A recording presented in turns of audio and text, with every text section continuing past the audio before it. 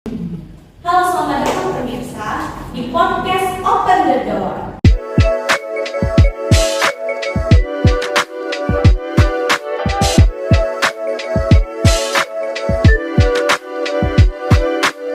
Di sini saya sebagai pewawancara yaitu Anita dan narasumber saya hari ini adalah Rezel. Nah, mari kita sambut bintang tamunya hari ini yaitu Rezel.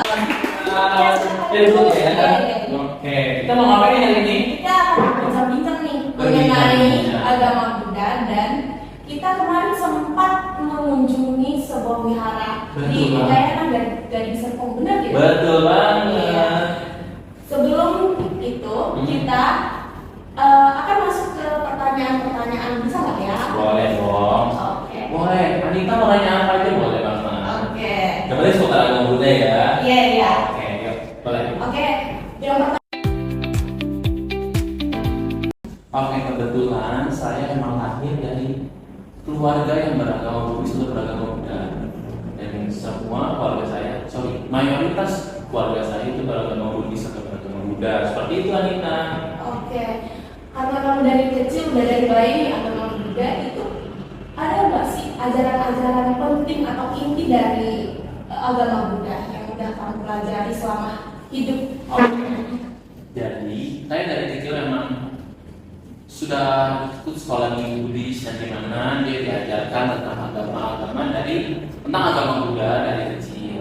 Jadi saya sudah cukup mengetahui kenapa saya masuk agama Buddhis, kenapa saya harus berada di agama Buddha seperti itu. Nah, inti dari ajaran agama Buddha yang udah saya tahu ini, yang pertama agama Buddha diajarkan Triratna atau tiga permata yang dimana terdiri dari Buddha, Dhamma, dan Sangha. Anita, Buddha ini Buddha, Dhamma, dan Sangha, betul banget. Jadi Buddha ini sebagai salah satu manusia yang udah mencapai nibbana, dan dimana kita sebagai mencapai nibbana atau nibbana. Apa itu nibbana? Nibbana itu seperti alam surga yang dimana orang yang bisa masuk nibbana ini yang memang sudah menjalankan agama Buddha dengan ajaran yang sesuai. Dan dia memang selalu berbuat baik, memiliki pandangan benar, dan dia juga selalu menjalani hidupnya, dia menggunakan mata pencaharian benar dan lain-lainnya. Seperti itu Anita. Sebelum itu saya mau bertanya, nibbana dan nirwana ini sama nggak? Karena saya pernah sempat dengar nirwana. Oke, nibbana dan nirwana itu sama saja sebenarnya. Karena nirwana, Buddha ini terbagi jadi tiga aliran. Buddha, Dhamma, dan Sangha. Mahayana, Theravada, dan Mahayana. Nibbana dan nirwana itu terbagi karena tiga aliran ini. Jadi ada perbedaan yang pecahan. Sebenarnya artinya sama saja. Dia sama-sama surga atau alam yang sudah bebas dari hawa nafsu. Bisa kita bilang seperti surga. Seperti itu Anita. Jadi ini ajaran yang pertama tadi ada tiga. Triratna, Buddha, Dhamma, dan Sangha. Ya. Seperti itu. Nah, Buddha tadi itu seperti yang sudah saya jelaskan, dia sudah menjalankan kehidupan di dunia sesuai dengan ajaran agama Buddha. Lalu Dhamma itu ajaran yang dimana ada di agama Buddha, dan ini salah satu ajaran yang diajarkan kepada semua mayoritas yang mengikuti atau mempelajari ajaran agama Buddha. Jadi Dhamma ini salah satunya atau bisa dibahas Indonesia kan seperti ajaran Buddha. Lalu ada Sangha. Sangha ini seperti Bante, Biku, dan lain sebagainya. Bante, Biku itu dia termasuk salah satu orang yang menjalankan Dhamma dengan sesuai, seperti dia menjalankan sila dan yang lainnya. Lalu Sangha ini juga dia mengikuti ajaran Sang Buddha yang telah mencapai nibbana, dan dia mengikuti mata pencaharian benar, dan pandangan benar, dan lain-lain. Karena masih banyak banget kita dalam unsur itu.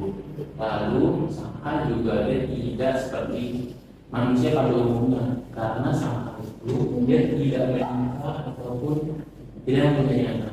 Berarti yang biasa di wihara-wihara itu apa ya namanya? Bante yang seperti di wihara itu Iya, yang pakai warna oranye gitu Iya, ya. betul. Yang ada jubah warna oranye. Biksu kalau Biksu. nggak salah. Wah. Oh, iya, iya. Itu juga terlalu sama. Oke. Itu yang pertama. Yang kedua, dia adalah agama Buddha, dia adalah karma baik dan karma buruk. Karma baik dan karma buruk itu dia adalah sebenarnya semua agama diadakan karma baik dan karma buruk, tetapi hanya berbeda dengan penyebutan artinya saja. Tapi kalau menurut saya di pandangan agama Buddha, karma baik itu diajarkan kita bisa mendapatkan karma baik itu dengan cara berbagi dan berdana dalam bentuk uang maupun tenaga. Lalu kalau karma buruk biasanya tindakan-tindakan kita yang melewati dari ajaran agama Buddha. Dengan contoh minum minuman alkohol, lalu Mabuk-mabukan lebih tepatnya oke, ya. mabuk-mabukan, lalu berzina, lalu ada lagi berkata bohong. Iya. Itu bisa mengakibatkan karma buruknya makin banyak. Seperti Oke. itu. Lalu yang ketiga nih, yang saya sudah dapatkan inti dari ajaran Buddha. Buddha itu artinya kesadaran atau sadar. Oh, sadar. Iya, jadi dari tiga ini sebenarnya intinya itu kesadaran yang telah dicapai dengan Buddha. Jadi kita meneladani dari si Buddha itu. Sadar itu yang dimaksud seperti kita melakukan situasi apapun atau pergerakan apapun kita melakukan dengan sadar. Karena ada orang yang dia bergerak tapi kayak dia nggak sadar, dia menjadi sembarangan akhirnya. Di Buddha itu dari setiap apapun yang dilakukan dengan kesadaran untuk konsentrasi. Seperti itu. Dengan kayak contohnya kita sekarang nih, Iya. saya melakukannya dengan sadar seperti itu. Jadi saya sadar, saya lagi ngomong sama Anita. Nah, boleh dijelaskan nggak apa tuh beda-beda perbedaannya? Dari tiga itu, di ajaran Buddha kan ada Mahayana, Theravada dan Tantra. Dari Mahayana dan Theravada sebenarnya tidak terlalu beda jauh. Dia hanya ada beda di perbedaan cara baca partikel tipikakannya. Sedangkan di Tantrayana itu berbeda karena mereka menggunakan mudra untuk penguatannya. Mudra itu bisa diartikan seperti kita tidak perlu menggunakan lupa, tapi kita hanya bisa menggunakan dengan gerakan-gerakan tangan yang membentuk mudra. Dengan contoh seperti ini termasuk Buddha, ini termasuk mudra sama ropa. Itu Anita. Dan setiap mudranya juga memiliki arti masing-masing. Nah kebetulan sih tidak tahu nih karena saya bukan di aliran Tantrayana. Saya hanya tahu kalau mereka menggunakan mudra untuk penghormatan. Setiap masuk ke vihara seperti itu. Saya tidak tahu nih arti mudranya nah, dari setiap mudra yang digunakan seperti itu. Jadi kamu ini dari aliran yang mana? Aku kebetulan dari Mahayana. Oke, lanjut ke pertanyaan berikutnya. Oke, menurut pelajaran agama Buddha dari kedamaian dan Kebahagiaan. kebahagiaan dan dan kedamaian batin. Kebahagiaan dan kedamaian batin bisa didapatkan semua manusia, tidak hanya yang beragama Buddha. Kedamaian batin dan kebahagiaan. Kalau dia beragama Buddha diajarkan kita bisa melakukan banyak-banyak berbuat baik. Dan di mana berbuat baik itu kita bisa bersama berbagi. Kita melakukan dengan ikhlas, jadi kita tidak terikat dengan apa yang kita punya. Kita punya uang 20.000, kita bisa berbagi kepada semua makhluk dengan kita bagi uang 10.000 untuk berbagi, 10.000 untuk diri kita sendiri. Jadi kita tidak terlalu melekat dengan duniawi. Itu termasuk dengan kebahagiaan pada agama Buddha yang saya ketahui ya. Jadi bisa kita tidak melekat, jadi kita bisa hidup atau kita bisa jalani hidup ini dengan bahagia. Kalau kedamaian batin, diajarkan sama Buddha diajarkan kalau kita bisa melakukan dengan meditasi. Dengan meditasi kita bisa menenangkan hati kita bisa menyesuaikan atau menenangkan pikiran kita yang sudah terlalu terbawa dengan dunia ini. Seperti itu mungkin mengejar duniawi atau berpacaran atau lain. Jadi kita bisa menenangkan dan bisa lebih menjadi sesuatu yang lebih dari sebelumnya. Oh berarti bermeditasi itu seperti mengevaluasi diri gitu ya? Bisa dibilang seperti itu. Oh, Makanya kalau Kalau Anika tahu, banyak orang yang melakukan meditasi, ada yang mengeluarkan reaksi seperti nangis, senyum sendiri, ataupun dia ketawa-ketawa sendiri. Seperti itu, itu yang dinamanya kedamaian hati. Dan itu tidak hanya didapatkan di agama Buddha, tapi semua manusia yang bisa mendapatkan itu. Berarti kalau bukan yang agama Buddha itu bisa juga melakukan meditasi. Bisa. Oh. Di semua agama itu pasti diajarkan, tapi hanya berbeda dengan cara penyembuhan hati saja. Kira-kira kalau bermeditasi itu berapa lama ya? Bermeditasi. Ada syaratnya nggak atau ada maksimal atau minimum? Oke. Kalau bermeditasi di agama Buddha tidak dianjurkan atau tidak dipaksakan bermeditasi dengan lama, sebentar ataupun yang lainnya, tapi bermeditasi secukupnya untuk diri kita. Jadi jangan dipaksakan, misalnya hari ini 30 menit, besok harus 1 jam, ini nggak harus. Tapi kita melakukan meditasi itu sesuai dengan kemauan kita, sesuai dengan kesadaran kita. Oke. Jadi kalau memang kita mampunya atau kita kuatnya hanya 5 menit, ya nggak apa-apa, karena kita tidak diharuskan dengan bermeditasi seperti 1 jam sehari, 1 jam 2 hari. Oh, jadi kalau meditasi itu ada gerakan-gerakan khusus nggak, atau kita harus seperti apa gitu? Kira-kira apa diam saja apa gimana kalau di agama Buddha? Kalau bermeditasi di agama Buddha sebenarnya ada beberapa, tapi yang saya tahu itu ada meditasi yang kita bisa lakukan dengan bersila, dan kita bisa merilekskan badan kita, jadi tidak terlalu tegang, kita duduk, meneruskan badan kita menjamkan mata kita, lalu kita mengkosongkan pikiran, kita seperti mengikuti suasana yang ada di sekitar kita. Itu yang pertama. Yang kedua, banyak dilakukan oleh para sangha atau para biku, para biksu, bisa dilakukan bermeditasi dengan cara berjalan. Oh, bisa berjalan dengan juga. cara berjalan terus Matanya terbuka. tetap terbuka. Oh, Berjalan, tetapi mereka setiap langkah yang dilakukan itu tidak cepat. Jadi setiap langkah pertama dalam langkah kedua itu ada jeda di beberapa detik. Dan setiap langkah itu balik lagi dengan kesadaran. Setiap langkah dia melakukan dengan sadar, di setiap langkah lagi melakukan dengan sadar, dan seterusnya. Dan itu tidak diharuskan memejamkan mata, tapi dia bisa melakukan dengan sadar. Sama seperti yang meditasi yang pertama dengan duduk sila, dan juga dilakukan dengan sadar.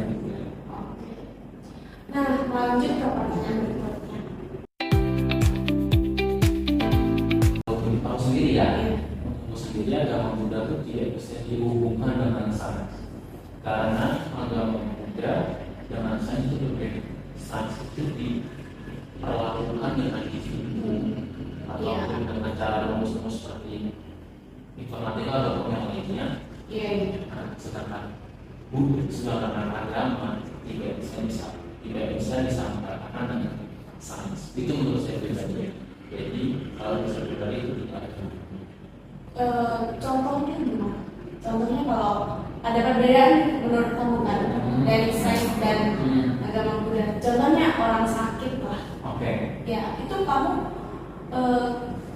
kan tidak ada hubungannya. Itu maksud kamu tidak ada hubungannya gimana? Karena di dunia ini kita kenal adanya dokter ya kan?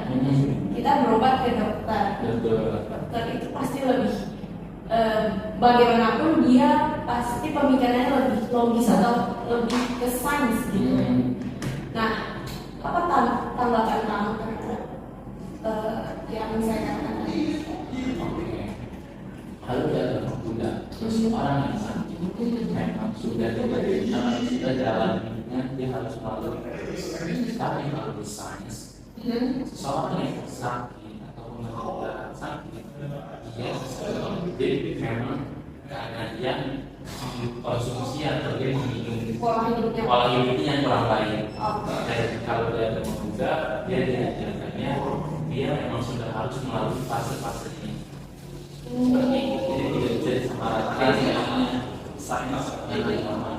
Tapi agama Buddha boleh berobat ke dokter dari rumah. Semua agama di luar agama Buddha boleh.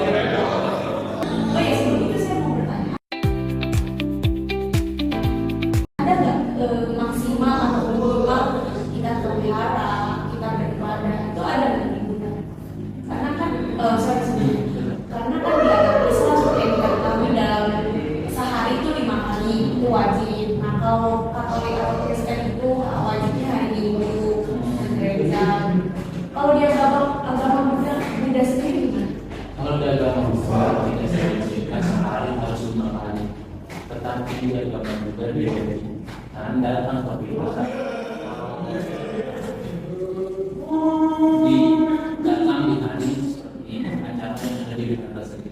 Pada umumnya di Wihara itu ada acara di hari Minggu ataupun di hari Selasa.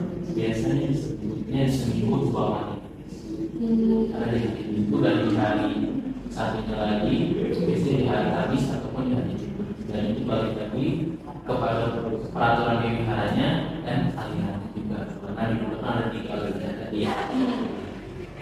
Oke, saya rasa sekian dari podcast kita hari ini. Terima kasih atas jawaban-jawaban dari pertanyaan yang saya ajukan. Terima kasih dari saudara Reza yang hadir di sini dan bersedia menjawab pertanyaan-pertanyaan di podcast ini. Baiklah, terima kasih.